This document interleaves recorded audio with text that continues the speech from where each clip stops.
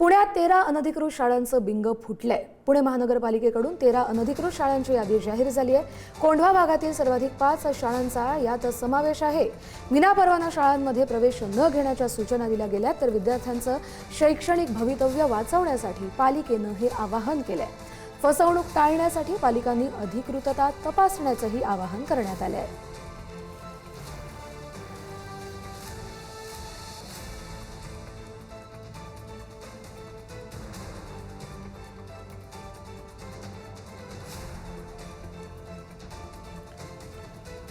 अधिकचे अपडेट घेऊया आपले प्रतिनिधी ज्ञानेश्वर सौतमल यांच्याकडून। ज्ञानेश्वर, हे अनधिकृत शाळांचं बिंग नेमकं कसं फुटलं?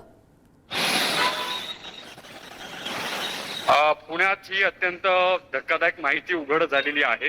पुणे महानगरपालिकेनं तशा पद्धतीची यादीच प्रकाशित केली आहे, ज्यामध्ये पुण्यात ज्या शाळांमध्ये आपल्या पाल्यांनी मुलांचे प्रवेश करू नयेत अशा पद्धतीच्या काही शाळा आहेत। यात एक दोन नाही तर तब्बल 13 शाळा आहेत, ज्या 13 शाळांमध्ये प्रवेश घेणं टाळलं पाहिजे अशा पद्धतीचं आवाहन पुणे महानगरपालिकेकडून करण्यात आलेलं आहे।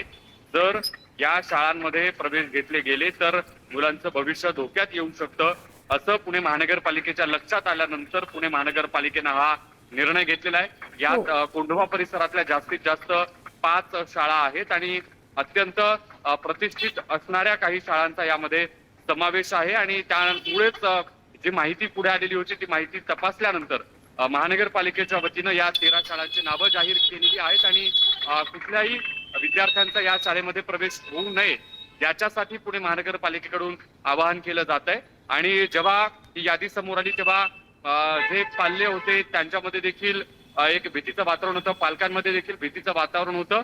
मात्र ही प्रवेशाच्या पूर्वी जी यादी आलेली आहे त्यामुळे एक मोठा दिलासा म्हणता येईल, कारण अनेक विद्यार्थी जे या शाळांमध्ये प्रवेश ज्यांनी घेतले असते त्यांचं भविष्य अंधारात आलं असतं, त्यांचं वर्ष वाया गेलं असतं। मात्र हे जाहीर आवाहन जे पालिकेकडून केलं जात आहे त्यामुळे बहुतांश विद्यार्थ्यांचे आता इथून पुढे या शाळांमध्ये प्रवेश होणार नाहीत आणि मोठी अडचण जी आहे ती टळेल अशा पद्धतीचा या निमित्तानं विश्वास पालिकेला होतोय।